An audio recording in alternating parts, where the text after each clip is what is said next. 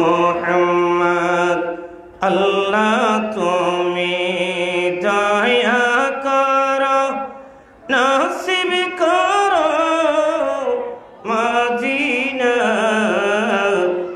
নবীজিকে না দেখাইয়া কবর দেশে নিও না আল্লাহুম্মা সাল্লি আলা সাইয়্যিদিনা মাওলানা মুহাম্মদ ওয়া আলা আলি সাইয়্যিদিনা মাওলানা মুহাম্মদ সালাতুন ইয়া রাসূলুল্লাহ আলাইকুম সালামুন ইয়া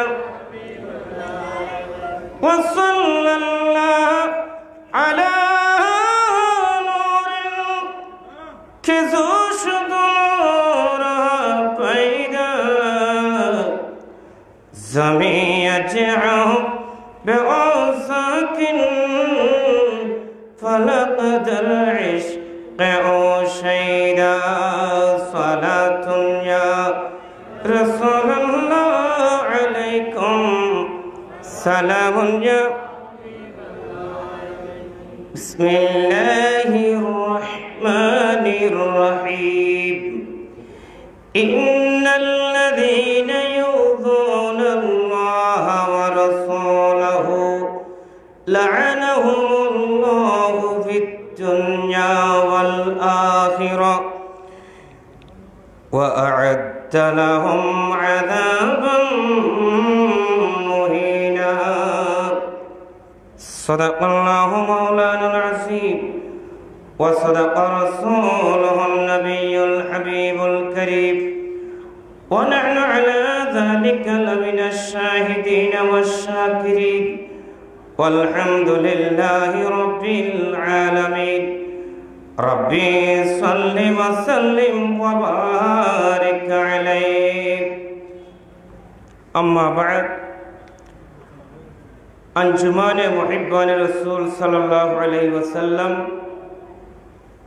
গৌসিয়া জিলানি কমিটি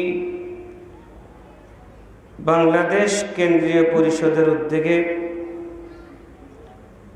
আয়োজিত আজকের মাসিক চট্টবি শরীফ মাহফিলের সম্মানিত পরম শ্রদ্ধাভাজন সভাপতি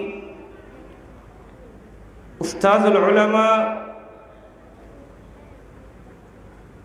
আহসানুল উলুম জামিয়া গৌসিয়া কামিল MA মাদ্রাসার সুযোগ্য সুদক্ষ অধ্যক্ষ হুজুর আল্লামা আল-হাজ কাজী আবুল বায়ান হাশেমি মাদ্দাজিল্লাহুল আলী মঞ্চে তশরিফ ফরমাচ্ছেন হুজুর কিবলায়ে আলমের সুযোগ্য সেজ সাহেবজাদা হুজুর আল্লামা আল-হাজ কাজী আবুল এহসান হাশেমি মাদ্দাজিল্লাহুল আলী এতক্ষণ পর্যন্ত আপনাদের সামনে মূল্যবান তাকরীর পেশ করেছেন শায়েরে আহলে সুন্নাত মুজাহিদে আহলে সুন্নাত আন্তর্জাতিক খ্যাতি সম্পন্ন নাথা হযরতুল আল্লামা জনাব মাওলানা মুহাম্মদ মফিজুল আলম কাদরি সাহেব কিবলা। বিশেষ করে আজকের মাহফিলের যিনি প্রধান বক্তা,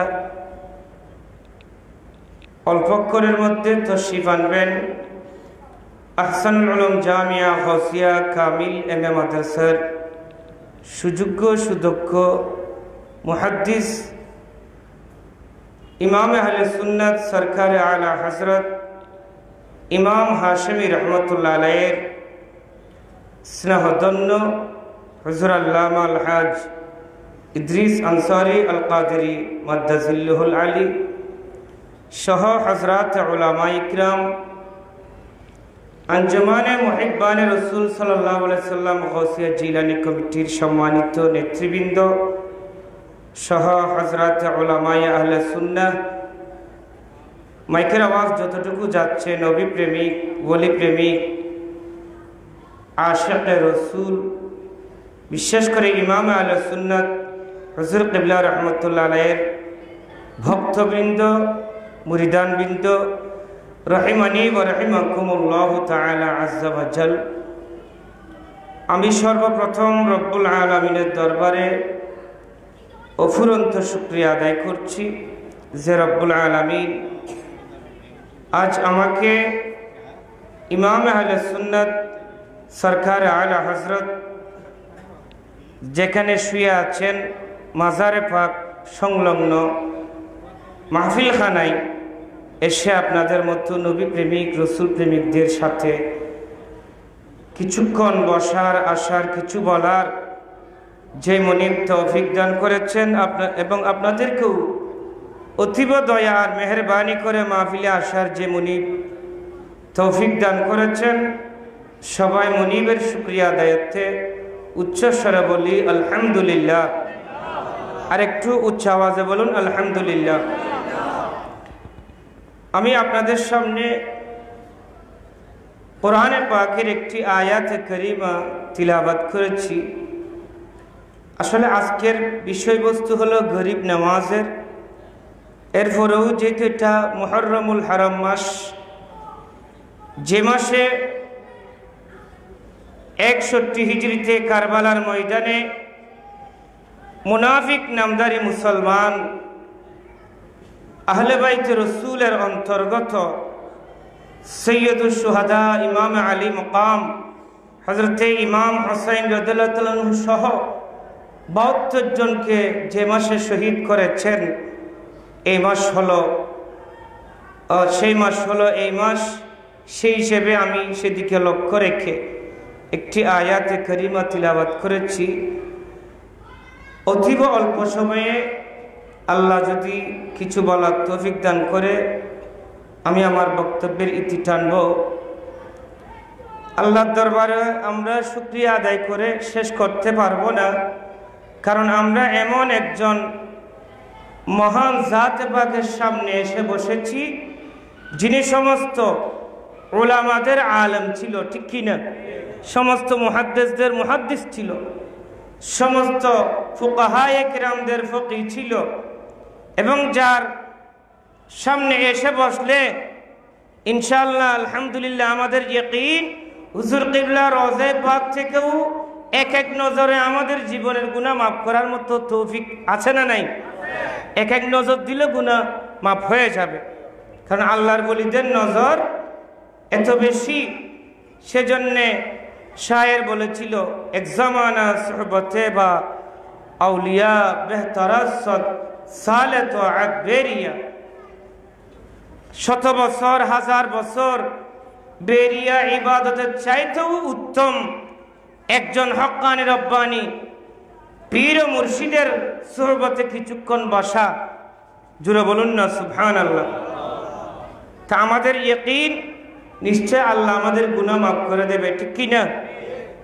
আল্লাহর ওলিদের সুহবতে বসলে, ওনাদের পিছনে ইক্তেদা করলে, ওনাদের নজর পড়লে গুনাহ এমনিও মাফ হয়ে যায়। সেটা আমি একটা ওয়াকিয়া পেয়েছি, আপনারা শুনেছেন। আলহামদুলিল্লাহ আমাদের খুশনসিব, আমরা ইমাম আহলে সুন্নাত আল্লামা হাশেমির মতো জাতে পাকের জানাজার নামাজ পড়েছি, ঠিক কি না?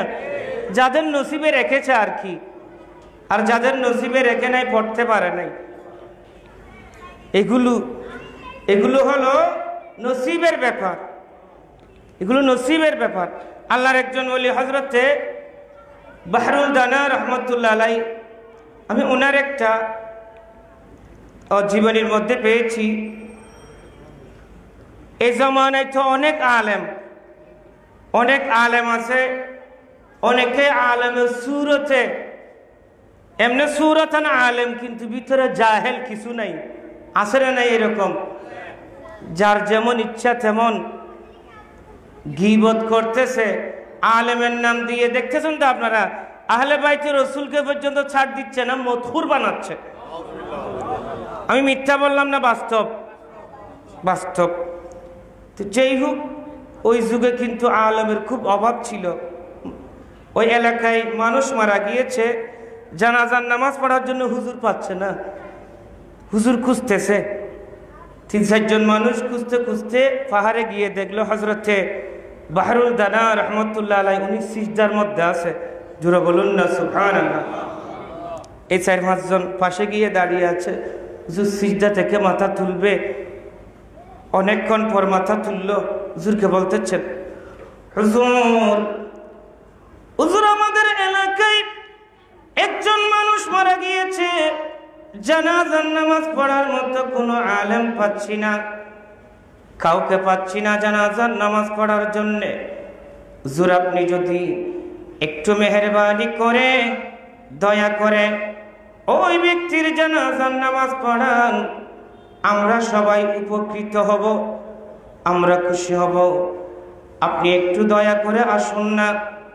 হযরতে বাহরুল দানা রহমতুল্লাহ আলাইহি বললেন, হে আল্লাহর বান্দা, আমি এক শর্তে জানাজার নামাজ পড়াতে পারি। সে শর্ত হলো, আমি জানাজার নামাজ পড়াবো ঠিক, সময় কিন্তু বেশি লাগবে। সময় কি লাগবে? বেশি লাগবে। এমনি জানাজার নামাজ পড়তে সময় লাগে 3 মিনিট বা 4 মিনিট, ঠিক কিনা? 2 মিনিট। হুজুর ঠিক আছে, আপনার শর্ত আমরা মানলাম, আপনি আসুন জানাজার নামাজ পড়িয়ে দিন। হযরতে বাহরুল দানা রহমাতুল্লাহ আলাইহি ওই মাইয়িতকে সামনে রেখে পিছনে মুক্তিদেরকে নিয়ে ওই মাইয়িতের জানাজার নামাজ পড়ার নিয়ত করলো। নিয়ত করার পর তাকবীর, প্রথম তাকবীর বলার পর দ্বিতীয় তাকবীর বলতে প্রায় 8 ঘন্টা সময় চলে গেল। প্রায় 8 ঘন্টা। এখানে মানুষ এই প্রথম তাকবীরের পর দ্বিতীয় তাকবীর বলার আগে আগে পিছনে মুসল্লি শেষ চলে গেছে। কারণ 8 ঘন্টা দাঁড়িয়ে থাকা, এটা কত কষ্টকর ব্যাপার। জানাজার নামাজ যে দাঁড়িয়ে নামাজ পড়লে বুঝবেন তখন বিরক্তিকর ব্যাপার কিনা, একটু কথা বলুন না। গেল, এখন যেতে যেতে সবাই শেষ। যে 4 জন মানুষ খাটিয়া নিয়ে আসলো, এরা দাঁড়িয়ে আছে। হুজুর লাস্টের তাকবীর বলার সাথে সাথে হুজুরকে এমন ভাবে ধরবো, আজকে হুজুর জানাজার নামাজ পড়াইছে না তামাশা করছে, একটু জিজ্ঞেস করব। এই লক্ষ্যে 4 জন দাঁড়িয়ে আছে। যেই হুজুরের শেষ করলো, এই 4 জন হুজুরকে খুব মজবুরান ধরলো। হুজুর আপনি জানাজার নামাজ পড়িয়েছেন, অনেক উলামায়ে পড়াইছেন, আজকের যে নামাজ আপনার পিছনে জানাজার নামাজের আমরা নিয়ত করেছি, আপনি যে সময় লেট করেছেন এরকম জানাজার নামাজ তো জীবনে দেখি নাই। হুজুর কারণটা কি? তখন উনি বলতেছেন, হে আমার এলাকার মানুষ, শোনো শোনো, আমি বাহরুল দানা সর্বপ্রথম যখন এই মাইয়িতকে সামনে নিয়ে জানাজার নামাজের নিয়ত করলাম, নিয়ত করার সাথে সাথে আমি আমার পিছনে যতগুলো মুক্তাদি ছিল, আমি একটু মুক্তাদিদের দিকে আমি তাওয়াজ্জু দিলাম। তাওয়াজ্জু দিয়ে দেখলাম আমার পিছনে যতগুলো মুক্তাদি জানাজার নামাজের নিয়ত করেছে, তন্মধ্যে বেশিরভাগ মুক্তাদি গুনাহগার, জাহান্নাম। প্রাদুর্ভাব একটু কমে এসেছে। ইমামে আহলে সুন্নাত আল্লামা হাশমি রাহমাতুল্লাহ আলাইহি যে সময় পর্দা করেছেন, তখন কিন্তু করোনার প্রাদুর্ভাব আরো বেশি ছিল, ঠিক কিনা? এমত অবস্থায়ও এই হাজার হাজার লক্ষ লক্ষ জমায়েত, এত ভিড়ের মধ্যেও কোন মানুষ বলতে পারবে না ইমাম আহলে সুন্নাতের জানাজায় এসে করোনা হয়েছে, বলতে পারবে না। এটা আর কোন মানুষের কাবিলিয়ত নয়, এটা ইমাম আহলে সুন্নাতের নজরে খরচ, ঠিক কিনা? আল্লাহর ওলিদের নজর এরকমই হয়। তো আমরা খুশ নসিব যারা জানাজা পড়তে পেরেছি, আর যাদের নসিবে নেই এরা এদের কপাল আর ভেঙে ফেললেও ইমাম আহলে সুন্নতের জানাজা নসিবে হবে না, খুশ নসিব। আচ্ছা হুজুর, দ্বিতীয় তাকবীর তো এইভাবে লেট হলো, দ্বিতীয় তাকবীরের পরে তৃতীয় তাকবীর বলতে কেন এত বেশি লেট হলো? এবার উনি বলতেছেন, এই আমার এলাকার মানুষ শুনো শুনো, আমি যখন দ্বিতীয় তাকবীর বললাম, দ্বিতীয় তাকবীর বলার পরে আমি যে ব্যক্তির জানাজার নামাজ পড়াচ্ছি, আমি যার জানাজার নামাজ পড়াচ্ছি ওই ব্যক্তির দিকে একটু বেলায়েতের নজর দিয়ে দেখলাম এই ব্যক্তি গুনেহগার, তার নসিবে জাহান্নাম লেখা। আমি আর দেরি করি নাই, যদি বা তোমাদের হাইসিয়তে, তোমাদের নজরে আমি তোমাদের সামনে আছি, এই ময়িতের সামনে আছি, আমি আল্লাহর আরশের নিচে গিয়ে আবার সিজদায় পড়ে কান্নাকাটি করতেছি, আল্লাহ আমি বারুল দানা যার জানাজার নামাজ পড়াবো এই ব্যক্তি তো জাহান্নামে যেতে পারবে না, জাহান্নামে গেলে আপনার বাহারুল দানার বদনামি হবে, আপনার ওলির বদনামি হবে। আল্লাহ আপনি এই ময়িতের জীবনের গুনাহ মাফ করে দাও। এই পৃথিবীর মানুষ আল্লাহ যতক্ষণ পর্যন্ত আমাকে এলহাম করে নাই, হে বাহারুল দানা তুমি যার জানাজার নামাজ পড়িয়েছো তার জীবনের গুনাহ মাফ করে দিলাম, ততক্ষণ পর্যন্ত আমি তৃতীয় তাকবীর বলি নাই। জোরে বলুন না সুবহানাল্লাহ। এরপরে আবার জিজ্ঞাসা করা হলো, হুজুর তৃতীয় তাকবীরের পর চতুর্থ তাকবীরে কেন এত বেশি লেট হলো?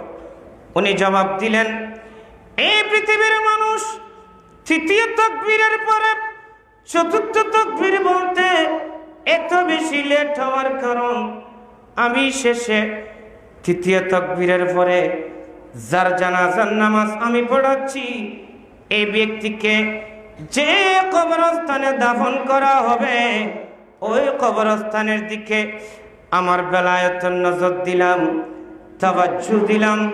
তাওয়াজ্জু দিয়ে দেখলাম ওই কবরস্থানে অনেক গুনাহগার মানুষ জাহান্নামের আযাবের মধ্যে আছে।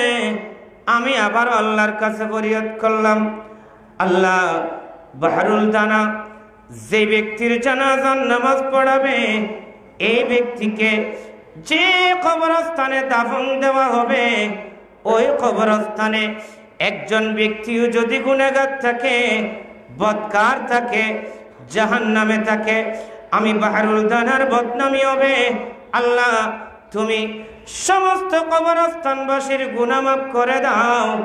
এভাবে আমি আল্লাহর দরবারে কাঁদতে আল্লাহ যতক্ষণ পর্যন্ত আমাকে শুভ সংবাদ দেন নাই, হে বাহরুল দানা তুমি যে ময়িতের জানাজার নামাজ পড়িয়েছো এই ময়িতকে যে কবরস্থানে দাফন করা হবে সমস্ত কবরস্থানবাসীর গুনাহ মাফ করে দিলাম।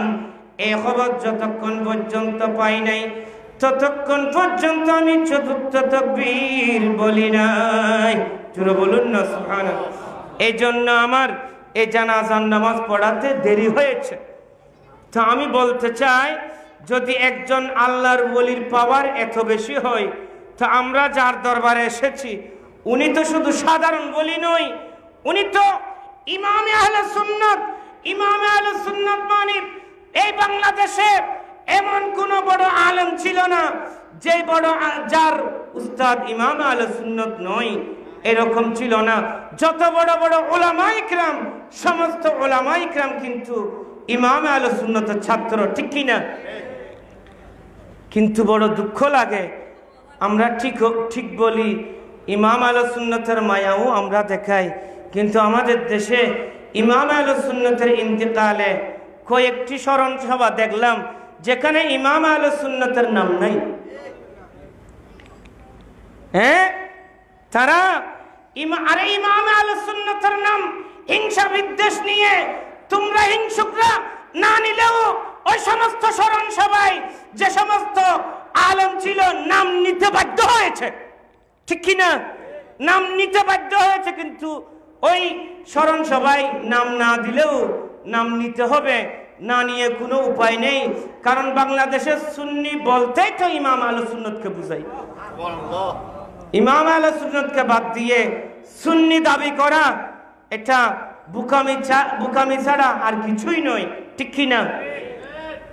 সেদিন কারবালার জমিনে ইমাম হোসেনের সাথে নামদারি মুসলমানরা যেভাবে মুনাফিকি করেছে, ইমাম আহলে সুন্নতের শানেও নামদারি সুন্নিরা মুনাফিকি করেছে।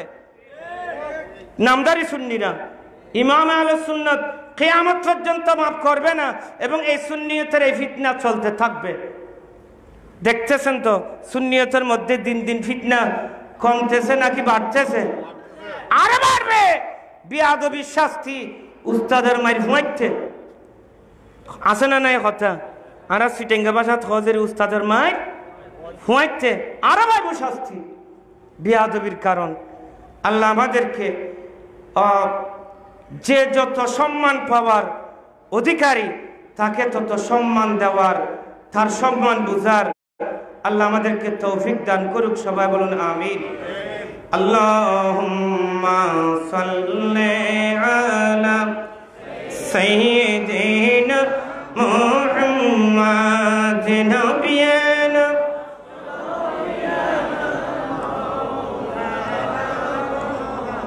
বন জঙ্গলের বাঘ হরিণে চিনল দয়াল নবীরে, বন জঙ্গলের বাঘ হরিণে চিনল দয়াল নবীরে। আরে মানবায়ে চিনলি না রে, দুঃখ রইল মনেতে। আল্লাহুম্মা সাল্লি আলা নবিয়ানা শফিয়ানা মাওলানা। যেমন আজকের যে চটবি শরীফ মাহফিল, এটা হুজুর কিবলা আমাদের মুর্শিদ আজম হুজুর কিবলায়ে আলম রহমতুল্লাহ আলাইহি যখন গরিব নওয়াজের মাজারে জিয়ারতে গিয়েছিল, ওখান থেকে আসার পরে এই মাহফিল প্রতিষ্ঠা হয়েছে। জোরে বলুন না সুবহানাল্লাহ। কি মানি? গরিব নওয়াজের এখানে জিয়ারতে গিয়ে জিয়ারত থেকে আসার পর থেকে এই মাহফিল জারি মানি। গরিব নওয়াজ এটা বলেছে, হে ইমাম হাশেমি, তুমি তো আমার প্রিয় বাদশা, তুমি তো আমাকে মুহাব্বত করো, তুমি মুহাব্বত করে আমার জিয়ারত করতে আসলে হবে না, প্রতি মাসে মাহফিল চালু রাখতে হবে। এটা গরিব নওয়াজের ইশারা। এরপর থেকে এই মাহফিল জারি হয়েছে। আল্লাহ আমাদেরকে জীবনে একবার হলেও গরিব নওয়াজের জিয়ারত নসিব করুক। সবাই বলুন আমিন। যেতে মন চাই নাকি? আমাদের মন চাই। हम चांदनी को ख्वाजा के दर पे मचलते देखा है, हम चांदनी को ख्वाजा के दर पे मचलते देखा है, वहाँ लाखों हजारों बिगड़े हुए कम संभलते देखा है। अस्सलाम नूर चश्मे अस्सलाम। আপনারা আজকে পেরেশান নাকি?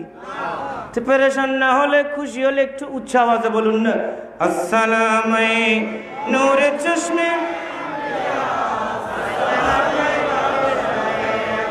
आई बात सबा तो आज मेरी जानब, आई बात सबा तो आज मेरी जानब। और তারপর अस्सलाम नूर चश्मे अंबिया अस्सलाम। মফিজ হুজুর আরে স্মরণ করাই নদে যে আসলে আই ইল্লে না থরাইও ন, তারপর ইমাম আহলে সুন্নাতের সদকায় এখানে ফত্যম যাই ফরিগে খেয়াল হইব আবার ইনশাআল্লাহ।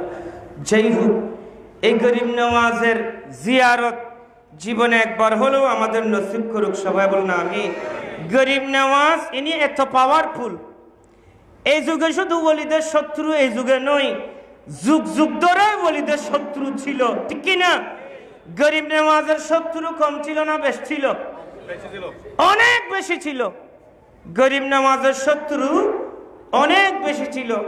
এই গরিব নওয়াজের ইন্তেকালের পরে একটু এলোমেলো হয়েছিল।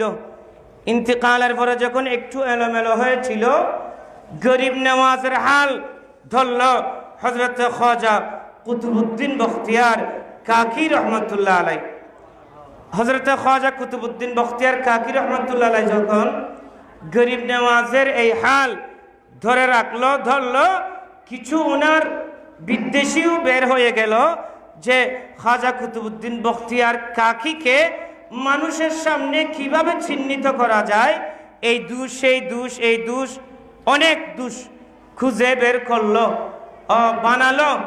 একজন চরিত্রহীন মহিলাকে ভাড়া করলো, চরিত্রহীন মহিলাকে ভাড়া করলো যে, হে মহিলা, তোমাকে এত এত টাকা দেওয়া হবে যখন খ্বাজা কুতুবউদ্দিন বখতিয়ার কাকি রহমতুল্লাহ আলাই জামে মসজিদে জুমার দিনে মিম্বরে দাঁড়িয়ে যখন খুতবা দিবে, হাজার হাজার গরিব নওয়াজের ভক্ত যারা, তারা কুতুবউদ্দিন বখতিয়ার কাকিরও ভক্ত, এই ভক্তরা যখন তোমার তার খুতবা শুনবে, এমত অবস্থায় তুমি মহিলা যাবে, গিয়ে বলবে, এ মানুষ, তোমরা যারা মসজিদে এসেছো খ্বাজা কুতুবউদ্দিন বখতিয়ার কাকি এত বড় দরবেশের ওয়াজ শোনার জন্য, ইনি উপরে লেভেল ঠিক দরবেশ, কিন্তু ভিতরে সে বড় একজন চরিত্রহীন ব্যক্তি, সে আমার সাথে জিনা করে আমাকে গর্ভবতী করিয়ে দিয়েছে, এ কথা তুমি বলবে।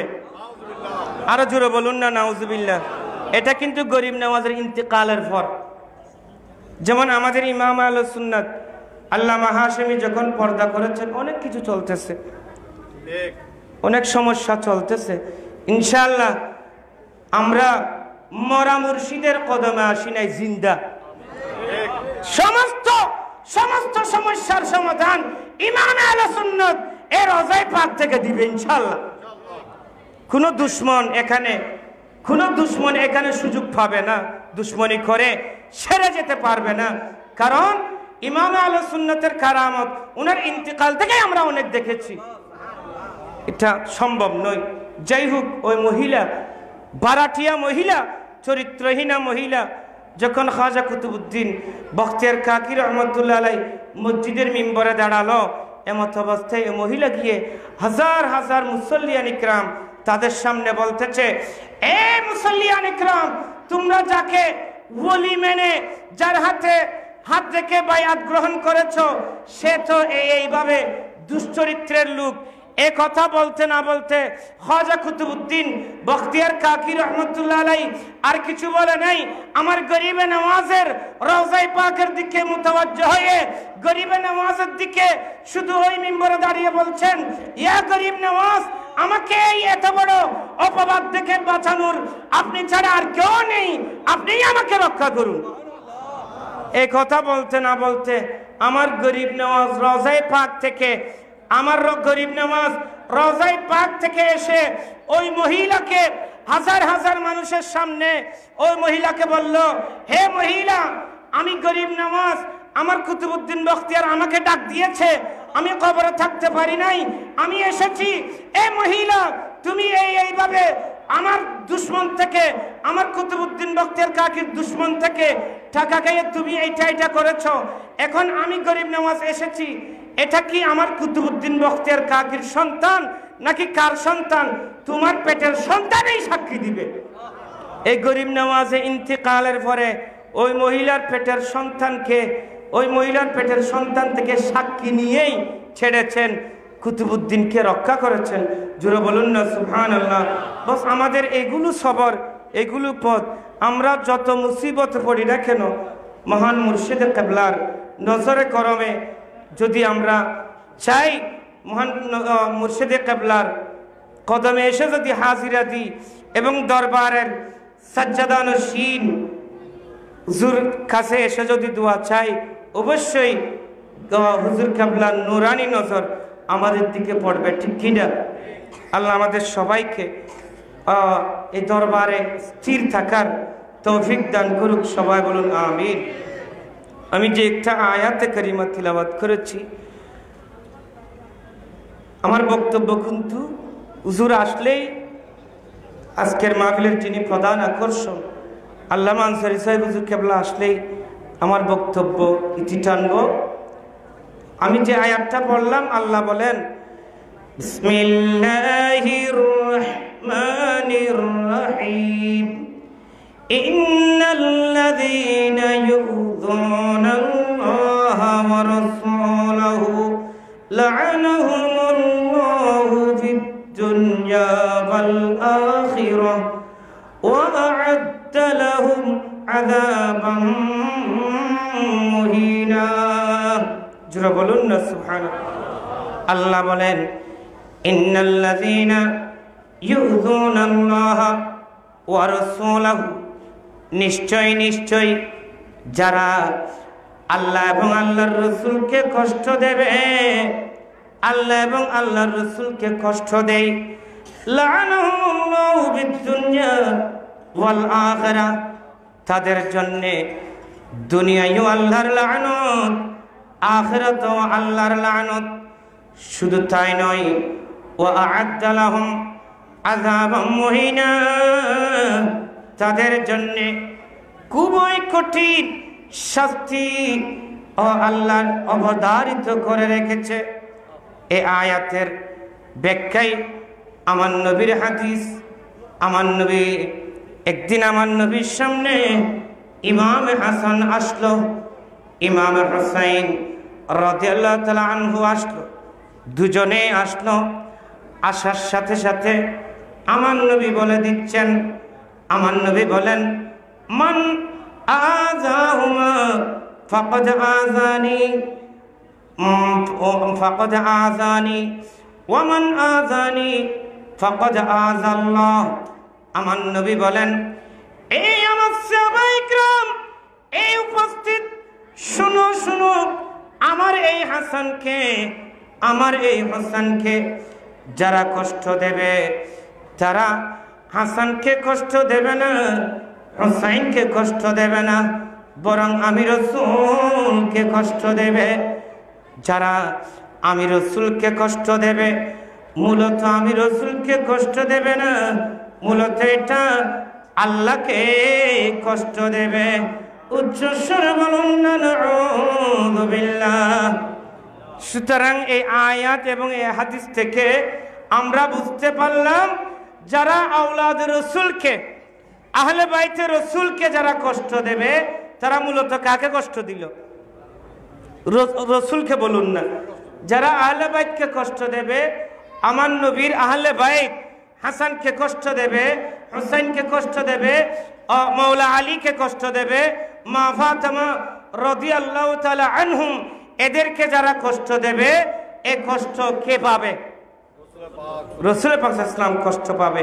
আর যারা এই রাসূল পাক সাল্লাল্লাহু আলাইহি ওয়াসাল্লামকে কষ্ট দেবে, মূলত রাসূলকে কষ্ট দেয় নাই, আল্লাহকে কষ্ট দেওয়ার মতো হবে। তো আমরা এমন একটি যুগে আসলাম, আমার কথা হয়তো অনেকের কাছে তিক্তও লাগতে পারে, আমরা এমন একটি যুগে আসলাম, আমাদের বাংলাদেশে বিশেষ করে চট্টগ্রামে এমন এমন মুফাসসিরে কেরাম, মুফাসসিরুল কোরআন বের হয়েছে, মুহাদ্দিসে জামান বের হয়েছে, তাদের মুখে বলতেছে মাওলা আলী মদ পান না করলে, মদ পান করে নাই বললে নাকি সুন্নি হবে না। আরো জোরে বলুন না নাউজুবিল্লাহ। আচ্ছা, মাওলা আলী মদ পান করেছে, এটা কি ভালো গুণ না খারাপ গুণ? আর একটু বড় আওয়াজ বলুন, খারাপ গুণ।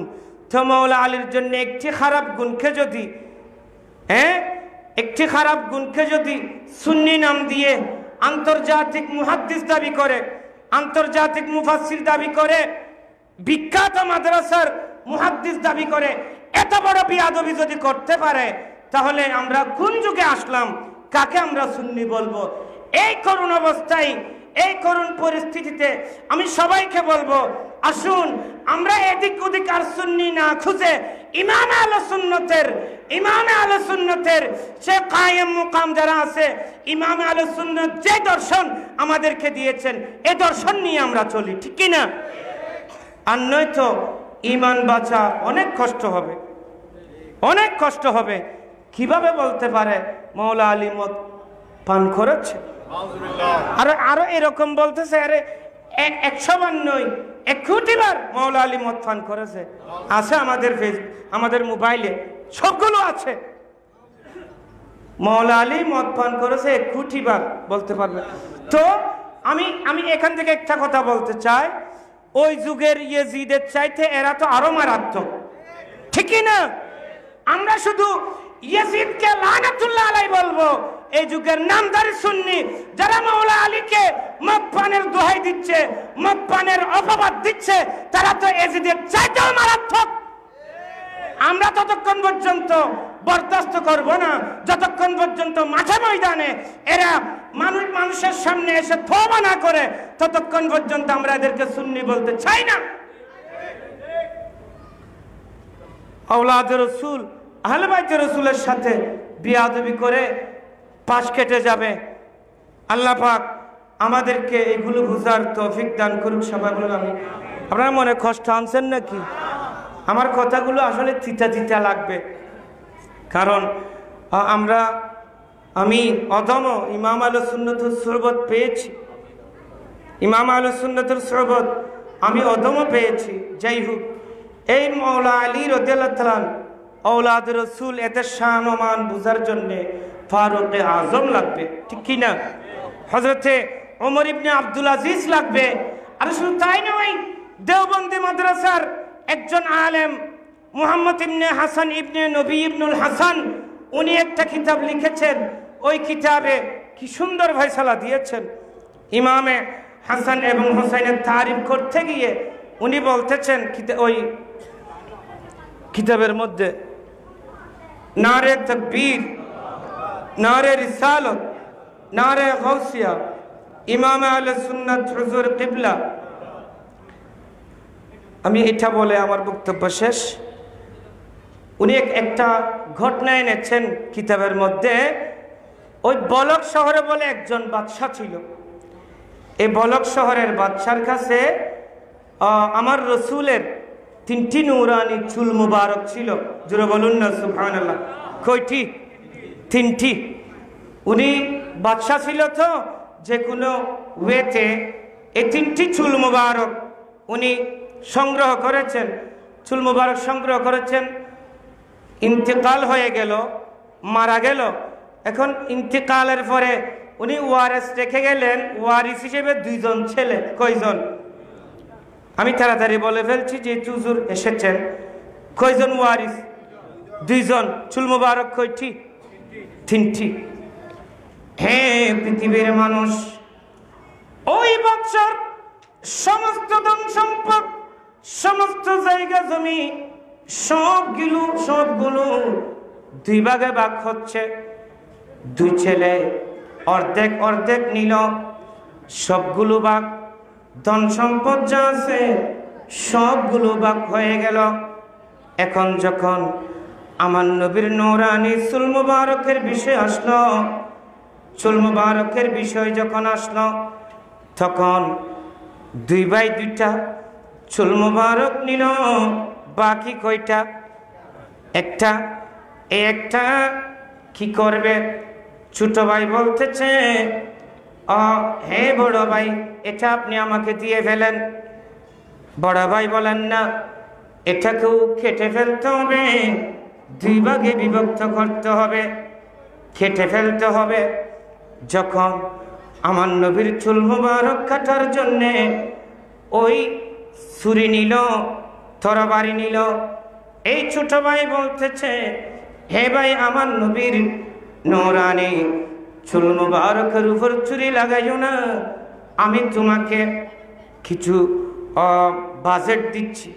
সে বাজেট হলো বাবার তরকা হিসেবে আমি যা পেয়েছি, আপনি এখান থেকে কিছু সম্পদ অতিরিক্ত নিয়ে নেন, আমার নবীর চুল মোবারকে ছুরি না লাগিয়ে আমার নবীর চুল মোবারক আমাকে দিয়ে দেন। জোরে বলুন না সুবহানাল্লাহ। ওয়াবি লিখেছে, ওয়াবি। আমার নবীর নূরানি চুল মোবারকের উপর ছুরি লাগাবেন না, প্রয়োজনে আমার সম্পদ নিয়ে নেন। বড় ভাই বলতেছে, এই আমার ছোট ভাই, আমাকে অল্প সম্পদ দিলে হবে না, এই চুল মোবারকে যদি ছুরি না লাগাতে চাও, আমার বাবার যত সম্পদ তুমি পেয়েছ সমস্ত সম্পদ আমাকে দিয়ে দাও, এরপরে আমি তোমাকে চুল মোবারক দেব, এরপরে আমি ছুরি লাগাবো না। ইনি বলতেছেন, আমার কাছে দুনিয়ার দৌলতের প্রয়োজন নেই, দুনিয়ার সম্পদের প্রয়োজন নেই, আমার নবীর নূরানি চুল মুবারকে ছুরি লাগালে আমার অন্তর বরদাস্ত হবে না। এই ভাই নাও নাও নাও, তুমি আমার বাবার সমস্ত দরকার, আমি যা সম্পদ পেয়েছি সমস্ত সম্পদ তুমি নিয়ে নাও, আমাকে আমার নবীর নূরানি চুল মুবারক দিয়ে দাও। উচ্চ স্বরে বলুন না সুবহানাল্লাহ, আরো জোরে বলুন না সুবহানাল্লাহ। এই ছোট ভাই আমার নবীর নূরানি চুল মুবারক নিয়ে নিলেন, সমস্ত সম্পদ বড় ভাইকে দিয়ে দিল। দেওয়ার পরে অল্প কিছুদিন পর বড় ভাই পাগল হয়ে সমস্ত ধন সম্পদ হারিয়ে ফেলল। আর ওই বলক শহরের যেটা শ্রেষ্ঠ মসজিদ ছিল, ওই মসজিদের খতিবকে আমার রাসূল স্বপ্নে দেখাচ্ছে, হে বলক শহরের জাতীয় মসজিদের খতিব, আজ এই যুগে আমি নবীর একজন প্রেমিক বের হয়েছে, আমি নবীর একজন আশেক বের হয়েছে, যে আশেকের নাম অমুক, সে আমি নবীর চুল মুবারকে ছুরি না লাগানোর জন্য সমস্ত সম্পদ তার ভাইকে দিয়ে দিয়েছে। হে বলক শহরের জাতীয় মসজিদের খতিব, তুমি মানুষকে বলে দাও, ওই ব্যক্তির নাম নিয়ে আল্লাহর কাছে যদি যে দোয়া করা হয়, আল্লাহর সাথে সাথে ওই ব্যক্তির নামের ওসিলায় সমস্ত ফরিয়াদ কবুল করবে। জোরে বলুন না সুবহানাল্লাহ। এবং এই ব্যক্তি অমুক পাহাড়ে ইবাদত করতেছে, তো যদি আমার নবীর চুল মুবারকের বেলায় যদি একটা চুল মুবারকে ছুরি না লাগানোর বেলায় আমার নবী যদি এত বেশি পুরস্কৃত মধ্যে করে, আর আমার নবীর চুল মুবারকে যারা যে ব্যক্তি ছুরি লাগাতে চেয়েছিল তার সমস্ত ধন সম্পদ উজাড় হয়ে পাগল হয়ে মারা গিয়েছে, এখন ইমাম হুসাইন তো আমার নবীর চুল মুবারক নয়, ইমাম হুসাইন তো আমার নবীর অবিচ্ছেদ্য একটি অংশ। আমার নবী বলতেছেন, হুসাইনুম মিন্নি ওয়া আনা মিনাল হুসাইন, আমি হুসাইন থেকে, হুসাইন আমার থেকে। কি মানি? হে আমার উম্মত, কিয়ামত পর্যন্ত যারা আমার হুসাইনকে ভালোবাসবে, যারা আমার হাসানকে ভালোবাসবে, তারাই আমি রাসূলকে পাবে। আর যারা আমার হাসানকে ভালোবাসবে না, আমার হুসাইনকে ভালোবাসবে না, আদাওয়াতি করবে, মাওলা আলীকে মদখুর বলবে, তারা মদখুর হয়ে মারা যাবে। ঠিক কি না? সুতরাং আল্লাহ পাক রব্বুল আলামিন আজকের এই মাহফিলকে ইমাম আহলে সুন্নাতের নজরে করমে কবুল করুক, সবাই বলুন আমিন। আল্লাহ আপনাদের সবার হাজিরকে কবুল করুক, সবাই বলুন আমিন। আমি আমার বক্তব্য আর দীর্ঘায়িত করছি না, এখানে আমি আমার বক্তব্যের ইতি টানলাম। আসসালামু আলাইকুম ওয়া রাহমাতুল্লাহি ওয়া বারাকাতুহু।